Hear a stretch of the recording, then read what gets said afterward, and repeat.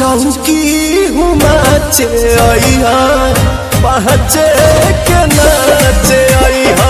आप सब लोगों को पता चल गया होगा कि कल रात पावर स्टार पवन सिंह जी पटना आ चुके हैं। जी हाँ दोस्तों, क्यों आए हैं, क्या है, गाना का रिकॉर्डिंग होने वाला है या फिर क्या है, इस वीडियो में पूरी जानकारी देंगे, तो लास्ट तक बने रहिएगा। जी हाँ नमस्कार दोस्तों, आप सभी लोगों का स्वागत है हमारा चैनल PS न्यूज में। वीडियो को आगे देखने से पहले लाइक करिए, चैनल पे नए सब्सक्राइब करिएगा और इस वीडियो को आगे शेयर जरूर करिएगा।